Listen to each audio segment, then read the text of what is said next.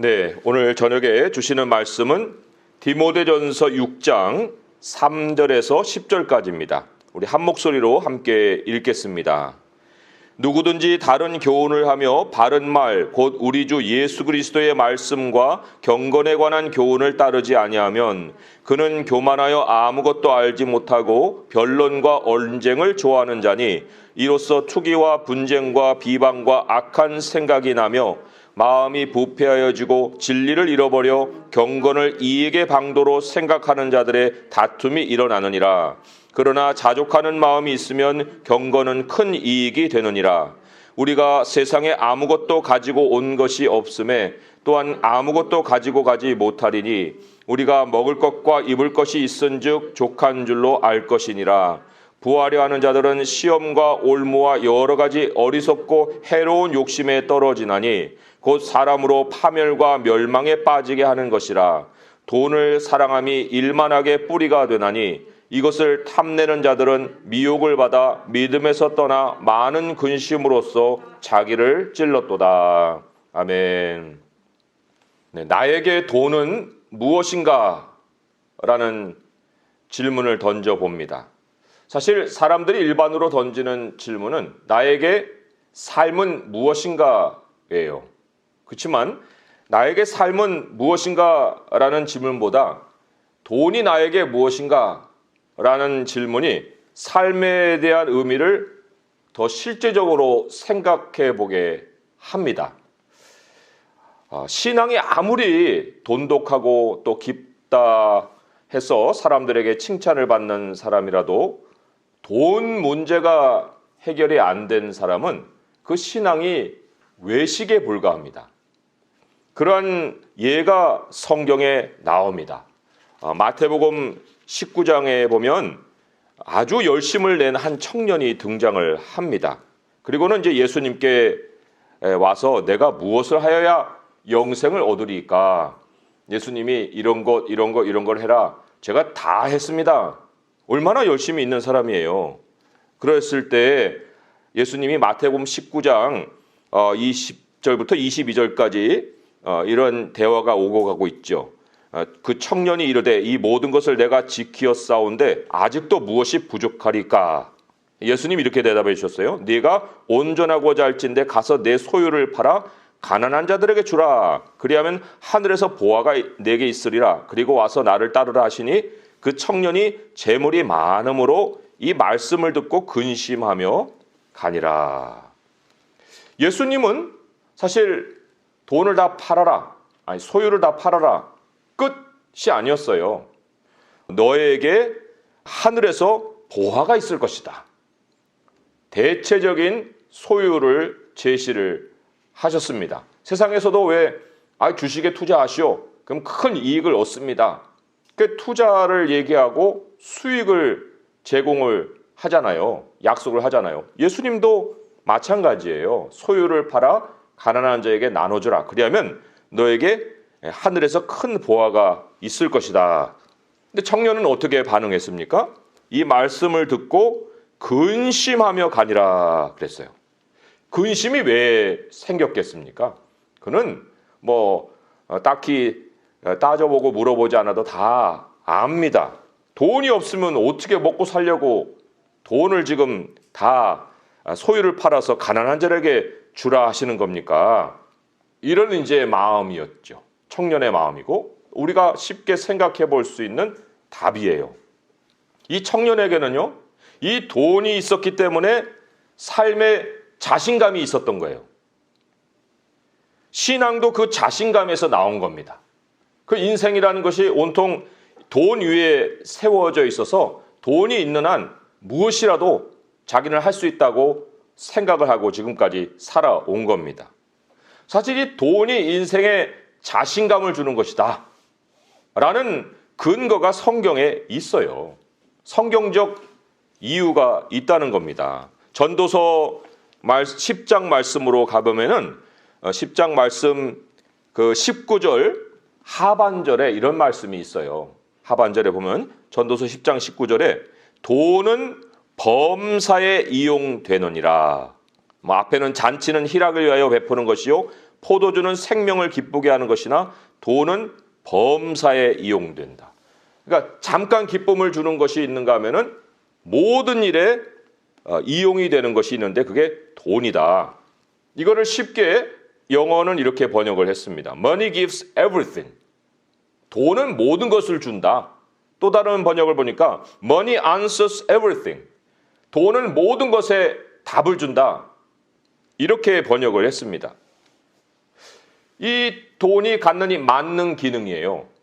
그런데 돈이 갖는 이 만능 기능에 맛이 들어버리면 하나님께 의지할 이유도 없어져 버리는 거예요. 그렇잖아요? 돈이 모든 것을 주고 돈이 모든 것에 해답이 되어주는데 하나님을 찾아야 되는 이유를 어디서 발견할 거예요? 다만 하나님을 찾는 이유가 있다면 이제 그 돈이 더 필요하다고 할 때 아마 그때는 하나님을 찾겠죠? 그렇지만 하나님께 무슨 답을 요구한다든지 내가 하나님을 더 사랑합니다 라든지 이러한 일이 사실 마음에서 일어나지가 않습니다. 정말 돈이 모든 것을 줄까요? 정말 돈이 모든 답이 되어주는 것입니까? 사실 천지가 다 그렇게 돌아가고 있기 때문에 돈의 세계를 좀 맛보고 싶다. 이런 마음들이 이제 사람들에게 드는 겁니다. 그러니까 성경은 돈에 대해서 긍정적인 면도 우리에게 제시를 하고 있어요. 그렇지만 오직 긍정적인 면만을 말하고 있지는 않습니다. 다른 면이 있다는 것을 오늘 이제 본문을 통해서 우리가 확인을 해야 하는 거예요. 돈에는 이러한 모든 범사에 이용이 되는 아주 좋은 면도 있지만 역설이 있습니다. 돈을 사랑하다가 맞는 역풍이 있는 거예요. 그 역풍이 뭐냐? 오늘 이제 읽은 6장, 디모데전서 6장 10절의 말씀을 같이 한번 읽어보겠습니다. 시작. 돈을 사랑함이 일만하게 뿌리가 되나니 이것을 탐내는 자들은 미혹을 받아 믿음에서 떠나 많은 근심으로써 자기를 찔렀도다. 역풍, 돈의 역설이 뭐냐면 많은 근심입니다. 많은 근심. 이상하다. 이해가 안 된다. 근심이라는 것은 돈이 없어서 찾아오는 거 아니에요? 그런데 왜 이 돈을 사랑했고 돈이 이용이 되어서 돈을 가지려 했는데 그 돈이 있는 데에서 왜 많은 근심이 그 사람을 찌릅니까? 그래서 그 사람을 왜 이렇게 몹쓸 인생으로 만들어 버립니까? 우리는 생각하잖아요. 미래에 대한 두려움, 또 미래에 대한 걱정, 이 돈 한 방에 다 날려버릴 수 있겠다. 그렇게 생각하죠. 그렇죠. 돈은 긍정적인 차원에서 보면은 그럴 수 있어요. 한 방에 다 날려버릴 수 있습니다. 근데 문제는 그 돈 자체가 아니라 오늘 말씀의 10절에 더 자세히 잘 읽어보면 돈을 사랑함이라고 나오잖아요. 그것에 대해서 9절 초반에는 더 상세히 설명하기를 부하려 하는 자들 이렇게 나오죠. 돈을 사랑함이라는 것은 부하려 하는 태도를 말하는 겁니다. 부자가 되고 싶다는 거예요. 부자가 되고 싶은 사람은 그러면 가난한 사람들 얘기겠네요. 부자는 예외겠네요. 왜요? 이미 부자인데 뭘 더 부자가 되려고 하는 일을 하겠어요? 그런데 가난이든 부자든 동일하게 부하려 하는 그 모습을 가지고 있습니다. 왜 그래요? 부자는 아닐 것 같은데 왜 부자도 이런 모습을 가진다는 겁니까? 그 이유는요, 부라는 거에 함정이 있는 거예요.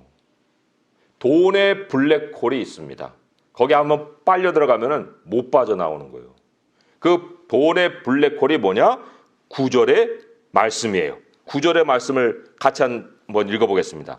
부하려 하는 자들은 시험과 올무와 여러 가지 어리석고 해로운 욕심에 떨어지나니 곧 사람으로 파멸과 멸망에 빠지게 하는 것이라. 이게 돈의 블랙홀이에요. 욕심이라는 블랙홀에 쑥 빠져버립니다. 그래갖고는 못 나오고 파멸과 멸망에 빠지는 거예요. 예를 들어 볼까요?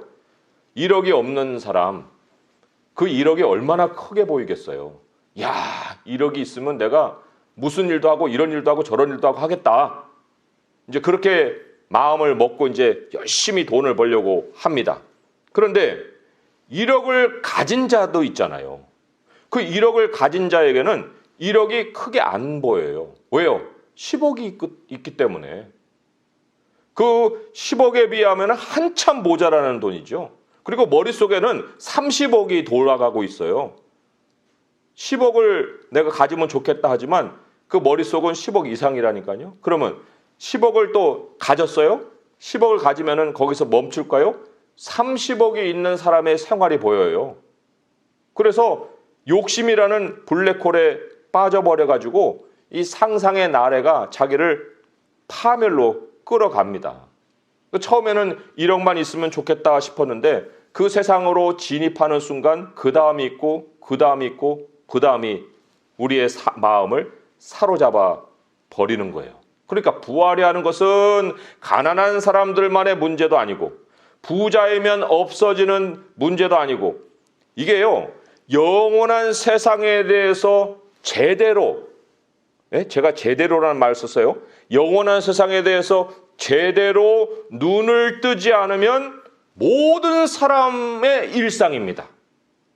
모든 사람이 돈이라는 블랙홀에 빨려 들어가면서 지금 살고 있는 거예요.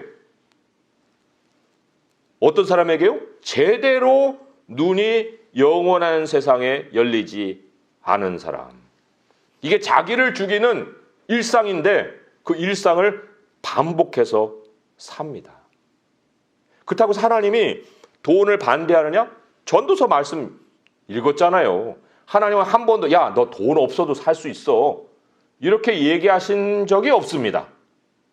하나님은 창세로부터 우리에게 에덴 동산에서부터 금을 보여주셨어요. 왜 금을 보여주셨어요? 그 금이라는 것이 화폐제도입니다.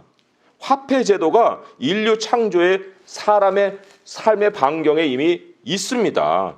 창세기 2장 제가 두 절만 읽어드리면 2장 10절 11절에 강이 에덴에서 흘러나와 동산을 적시고 거기서부터 갈라져 네 근원이 되었으니 첫째 이름은 비손이라. 금이 있는 하윌라 온 땅을 둘렀으며 그 땅의 금은 순금이요 그곳에는 베들리엄과 호마노도 있더라. 성경에서 이 금은 매우 여러 가지 상징을 가집니다. 그런데 여기서의 금의 의미는 결국은 앞으로 사람이 살아갈 때 쓰이게 되는 그 화폐를 대표적으로 상징을 하는 거죠. 그러니까 돈이라는 것은 인생의 절대적인 필요예요. 없어도 사는 게 아니고 있어야 사는 거예요. 우리가 신앙을 가져도 엉뚱한 신앙을 가져서는 안 되죠. 그런데 부는 하나님의 능력에서 나온다는 겁니다. 부라는 것은 나의 능력에서 나오질 않습니다. 이게 정리가 안 되는 것이 이제 사람을 돈의 블랙홀로 이끌어가는 거예요. 하나님이 이 교훈을 우리가 가지기까지, 물론 이제 영원한 세상에 대한 눈을 우리가 떠야 되겠지만 그 영원한 세상에 대한 눈이 어떻게 띄어지느냐? 바로 하나님이 하나님의 백성을 훈련하시는 방식 속에서인데, 하나님은 그 돈이 너의 능력에서 나오는 것이 아니라 내게서 나온다는 것을 알려주시려고 자기 백성을 바닥 생활하게 하십니다. 바닥 생활이라는 것은 뭐 돈이 한 푼도 없는 그런 생활만을 얘기하는 게 아니에요. 항상 있어도 쪼들리는 삶도 바닥 생활입니다. 왜 이렇게 나는 모아지질 않을까? 이런 것이 바닥 생활이에요. 매우 중요한 성경의 말씀이 하나 있어서 함께 찾아서 읽어볼게요. 신명기 8장의 말씀입니다. 신명기 8장 16절에서 18절까지 말씀이에요. 여기에 이제 우리 하나님이 어떻게 우리에게 재물을 주시느냐 하는 그 길이 기록이 되어 있어요. 신명기 8장 275쪽에 있죠. 구약성경. 신명기 8장 16절에서 18절 말씀 같이 한번 읽어보겠습니다. 시작. 내 조상들도 알지 못하던 만나를 광야에서 내게 먹이셨나니 이는 다 너를 낮추시며 너를 시험하사 마침내 내게 복을 주려 하심이었느니라. 그러나 내가 마음에 이르기를 내 능력과 내 손의 힘으로 내가 이 재물을 얻었다 말할 것이라. 내 하나님 여호와를 기억하라. 그가 내게 재물 얻을 능력을 주셨음이라. 이같이 하심은 내 조상들에게 맹세하신 언약을 오늘과 같이 이루려 하심이니라. 무엇이 능력입니까? 예? 여기 읽었잖아요. 여기 능력이라고 할 때 영어가 power to be successful, 성공할 수 있는 힘, 또 power to get wealth, 부를 얻을 수 있는 능력, 이렇게 이제 번역이 되어 있어요. 그 부를 얻을 수 있는 능력이 뭐냐는 거예요. 다시 보세요. 신명기 8장 16절에서 18절을 다시 보면 거기에 답이 있습니다. 제가 이제 설명을 해가면서 조금씩 말씀을 드리면 그 17절에 보니까 너의 마음에 이르기를 나의 능력과 내 손의 힘으로 내가 이 재물을 얻었다. 여기 특히 힘이라고 할 때 그것이 기술이기도 하고요. 아이디어기도 하고 또는 뭐 나의 성실함이라고도 할 수가 있어요. 그런데 그렇게 내가 그걸 동원해서 재물을 얻었다? 하나님 대답? NO. 땡. 아니야. 그게 너에게 재물을 주는 능력이 아니다. 우리는 보통 하나님이 나에게 돈 벌기 위해서 이런 훈련도 시켜주시고 저런 기술도 주시고 하늘의 은사도 주시고 이런 모든 것을 사용해서 하나님 나 돈 벌게 해주시기네 이렇게 생각하겠죠. 성경은 그렇게 얘기하지 않습니다. 너의 손에 있는 모든 거 그것 갖고 너의 능력이라고 생각하지 말고 거기서 재물이 나온다 생각하지 말아라. 그럼 어디서 나오는 거예요? 18절 말씀에 보니까 내 하나님 여호와를 기억하라 그랬어요. 내 하나님 여호와를 기억하라. 그것만 그렇습니까? 19절에 보게 되면 내가 만일 내 하나님 여호와를 잊어버리고 그랬죠. 여호와 하나님을 잊지 마라라는 거죠. 반대로는 여호와 하나님을 기억하라는 거죠. 또 20절로 가게 되면 여호와의 소리를 청종하지 아니함이라는 말이 나오죠. 그럼 반대로 여호와의 소리를 청종한다 그런 얘기잖아요. 이 세 개를 다 종합해 보면은 재물 얻을 능력은 하나님입니다. 하나님이 우리에게 성공의 능력이고 우리의 부를 얻을 수 있는 힘이에요. 아까 그 청년이 어디다가 자신감을 뒀습니까? 돈에 자신감을 뒀잖아요. 돈이 뒷받쳐 주니까 이것도 하고 저것도 할 수 있다고 생각을 했죠. 인생을 살아가는 자신감이 하나님에게서 나오는 사람, 그 사람에게 하나님이 재물을 주십니다. 재물 얻을 능력이 하나님이시에요. 하나님을 잊어버린다? 그리고 내 기술만 가지고 내 은사만 가지고 내가 훈련한 자격증을 가지고 절대로 돈 안 보입니다. 그것을 하나님이 부를 얻는 능력이라고 말씀을 안 하세요. 그러나 하나님을 자신의 모든 것으로 삼는 사람, 하나님이 자기의 모든 자신감의 근원인 그 사람, 그는 부를 얻습니다. 하나님이 그에게 하나님을 열어주세요. 하나님의 세상을 열어주십니다. 하늘의 창고를 열어주시는 거예요. 백지수표를 주십니다. 재물 얻을 능력이 다른 데 있는 거 아닌 것을 우리는 기억해야 됩니다.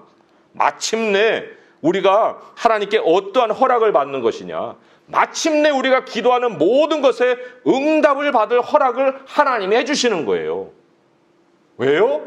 그 사람에게 하나님밖에 없는데 하나님을 유일한 능력으로 삼고 그 소유로 삼았기 때문에 돈이 있다가 또 하나님 의지했다가 또 돈 의지했다가 돈 하나님 이렇게 왔다 갔다 하면요 하늘이 열렸다 닫혔다 열렸다 닫혔다 그래요. 그런 인생을 우리가 살아야 되겠습니까? 그 얼마나 긴장된 삶이에요. 그 원인이 다른 데 있는 게 아니에요. 내 자신감이 자꾸 돈에 있다가 하나님에게 있다가 돈에 있다가 하나님에 있다가 이게 일관되지 않으면 이렇게 되는 거예요. 정말 이 신명기의 말씀에 최고의 적용을 하고 산 인물이 있습니다. 누구겠어요? 창세기 26장에 등장하는데 창세기 26장 하면은 어느 정도 어떤 인물인지는 머릿속에 떠오르실 거예요. 누구냐면 이삭입니다. 창세기 26장, 26장으로 한번 가보세요. 창세기 26장 12절에서 13절 먼저 두 절 읽고 이따 이제 23절, 24절을 옮겨갈 텐데요. 창세기 26장 12절, 13절 함께 읽어볼게요. 시작. 이삭이 그 땅에서 농사하여 그 해에 100배나 얻었고 여호와께서 복을 주심으로 그 사람이 창대하고 왕성하여 마침내 거부가 되어 이랬죠. 농사에서 거부가 됐어요? 다시 읽어보세요. 농사에서 거부가 된 게 아니고 농사하여 그의 100배나 얻었고 여호와께서 복을 주심으로 그 땅의 농사에 축복을 하셨어요. 우리가 가지고 있는 직장에 축복을 하시는 겁니다. 우리가 가지고 있는 지금 뭐 얼마 안 되는 재산에 하나님이 복을 내리시는 거예요. 그 복을 주셨을 때 그 사람이 창대하고 왕성하고 이게 어떻게 번역이 되냐면 이 계속해서 more and more 이 gained more and more 더 얻고 더 얻고 언제까지요? 매우 부자가 될 때까지 부가 계속해서 공급이 된 거예요. 아까 23절, 24절 같이 또 읽어본다고 그랬죠? 23절, 24절 같은 장이에요. 읽어보겠습니다. 시작. 이삭이 거기서부터 부엘세바로 올라갔더니 그 밤에 여호와께서 그에게 나타나 이르시되 나는 내 아버지 아브라함의 하나님이니 두려워하지 말라. 내 종 아브라함을 위하여 내가 너와 함께 있어 내게 복을 주어 내 자손이 번성하게 하리라 하신지라. 여기에 복의 근원이 누구예요? 하나님이시죠. 대대손손으로 하나님이 복을 주시겠다 하여서 이삭도 거부였고 야곱도 거부였고 요셉도 거부였고 이 부가 대대로 대물림되는 것이 돈을 이어받아서 그래요? 아니에요. 각자는 다 자기 재산으로 살았어요. 그 자기 재산이 더 불어나고 불어나서 살았다는 겁니다. 그러니까 하나님 없이 재물이 모이겠어요? 안 모입니다. 재물은 절대로 하나님 없이는 우리에게 생겨나는 것이 아니에요. 우리 예수님이 유명한 말씀하셨죠? 요한복음에서 우리에게 포도나무 비유를 하시면서 이렇게 얘기하셨어요. 15장 4절 5절을 제가 읽어드릴게요. 요한복음. 내 안에 거하라 나도 너희 안에 거하리라. 가지가 포도나무에 붙어 있지 아니하면 스스로 열매를 맺을 수 없음 같이 너희도 내 안에 있지 아니하면 그러하리라. 나는 포도나무여 너희는 가지라. 그가 내 안에 내가 그 안에 거하면 사람이 열매를 많이 맺나니 나를 떠나서는 너희가 아무것도 할 수 없음이라. 나를 떠나서 너희가 아무것도 할 수 없습니다. 그럼 우리의 능력이 누구예요? 예수 그리스도시죠. 예수 그리스도가 우리의 능력입니다. 이제는 더 이상 나의 기술, 나의 자격증, 나의 은사, 나의 배경 이런 걸 가지고 재물 얻을 능력이라고 말씀을 하지 마십시오. 어디 가서도 말씀하지 마세요. 하나님이 나의 재물 얻을 능력이시라는 겁니다. 오늘 본문으로 돌아와서 우리가 그래서 매우 조심할 것이 있습니다. 매우 조심할 것이 아까 부자 청년도 돈에 자신감을 두고 자기를 내세우고 뭘 해야 더 뭐 영생을 얻을 수 있겠습니까? 뭐 이런 식으로 예수님을 향해 나왔지만 비슷한 경고죠.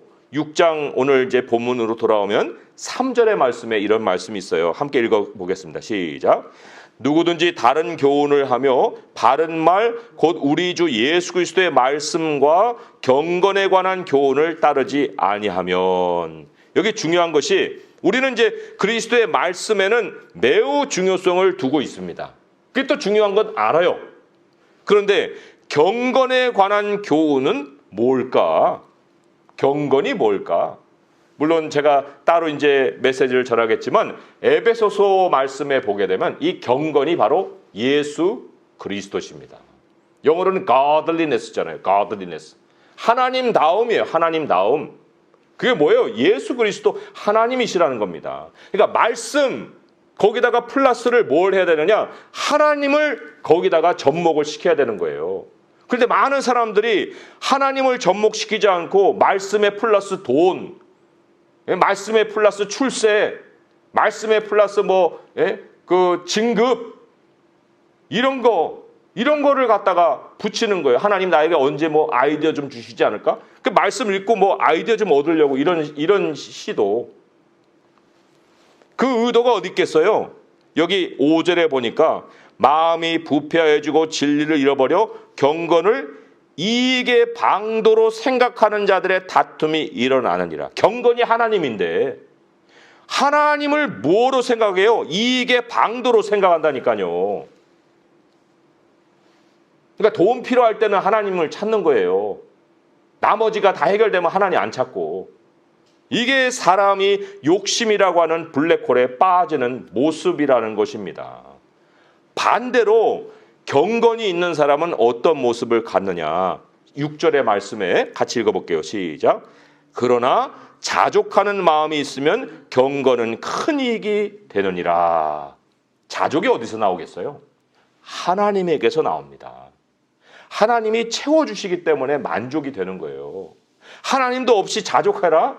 이거는 얼마나 고통인지 몰라요. 어떻게 내가 자족을 합니까? 아무것도 없는데. 그런데 아무것도 없는 게 아니라 하나님이 계십니다 할 때 하나님을 확인하는 그 순간부터 자족을 우리가 가집니다. 그런데 그 다음에 굉장한 비밀이 있어요. 엄청난 약속이 있습니다. 6절의 말씀 후반절에 이게 오늘 이제 메시지의 그 핵심이에요. 핵심 메시지인데 우리 다시 한번 6절 읽어보겠습니다. 시작. 그러나 자족하는 마음이 있으면 경건은 큰 이익이 되느니라. 경건이 뭐라고 했다고요? 예수 그리스도라고 그랬죠. 그런데 그 예수 그리스도가 큰 이익이 되느니라. 하나님에게서 큰 돈이 나온다. 그 약속을 지금 얘기해 주고 있는 거예요. 하나님의 말씀 플러스 하나님이 우리의 마음을 온전히 주장을 할 때 그 경건에서 큰 이익이 우리에게 생기느니라. 큰 이익이 되느니라. 우리는 우리 스스로 하나님과 동행하는 사람이라고 믿고 살고 있습니다. 또 그런 사람이에요. 그런데 그 하나님과 동행하는 사람의 공통점이 뭔지 아십니까? 그 공통점은 다 광야의 훈련을 마쳤다는 거예요. 오늘 이 말씀에 광야의 훈련을 마친 사람의 그 결과적인 모습이 어디에 있냐면 8절에 있습니다. 제가 읽어드릴게요. 우리가 먹을 것과 입을 것이 있은즉 족한 줄로 알 것이니라. 이런 고백 아무나 못합니다. 바닥 생활을 경험한 사람만이 이 고백을 하면서도 자족하면서 소망이 가득 찰 수가 있어요. 왜요? 이거 이후로 남은 일이 뭐예요? 부자 되는 일밖에 없잖아요. 먹을 것과 입을 것이 있은즉 족한 줄 알고 사는 그 삶에 무엇이 따라옵니까? 경건의 큰 이익이 우리를 채우는 일이 따라옵니다. 하나님 왜 그걸 주시겠어요? 왜 우리에게 그 먹을 것과 입을 것이 있으면 되면서 불구하고 왜 돈은 범사에 이용이 되느니라 하는 그 말씀을 우리에게 주실까요? 그 이유는 다른 데 있는 것이 아니에요. 7절의 말씀을 보면 우리가 세상에 아무것도 가지고 온 것이 없음에 또한 아무것도 가지고 가지 못하리니 이 말씀에 기초하여서 하나님이 오늘 6장 마지막쯤 가서 명령을 보시면은 17절, 18절 보면은 돈 써라. 돈 쓰라고 명령하고 있습니다. 선한 일에 돈을 써라. 부한 자에게 명령을 해라. 재물에 소망 두지 말고 하나님이 후히 주실 테니까 너그러운 자가 되라. 이거를 실천할 수 있기 위해서 우리에게 경건의 큰 부를 더해 주신다는 약속을 해주시는 겁니다. 오늘 이제 말씀을 마무리합니다. 내 삶의 자신감은 어디서 나옵니까? 나는 무엇이 그렇게 확신이 있어서 모든 것에 우리 하나님이 바라보게 하시는 것을 소망으로 바라보고 내일을 우리가 힘차게 맞이할 수가 있습니까? 그 모든 자신감의 근원은 하나님이십니다. 그 답은 멀리 있지 않습니다. 그래서 우리는 하나님을 찾아야 됩니다. 예수 그리스도의 이름을 불러야 됩니다. 그분이 우리의 능력이십니다. 오늘 이 시간 우리가 기도할 때 다른 복잡한 것을 생각할 것이 아니라 오직 나에게 재물의 능력이 되신, 재물 얻게 되는 능력이 되신 하나님을 바라보고 우리의 삶을 주님께 드릴 때에 만족도 임하고 또 미래에 대한 삶의 소망도 임하고 그리고 우리 삶에 자신감이 솟아오르는 그런 성도의 삶이 우리 하나님으로부터 임할 줄 믿습니다. 그 진리에 의거해서 우리 오늘 힘차게 하나님께 기도할 수 있는 성도 될 수 있기를 주님의 이름으로 축원드립니다. 기도하겠습니다.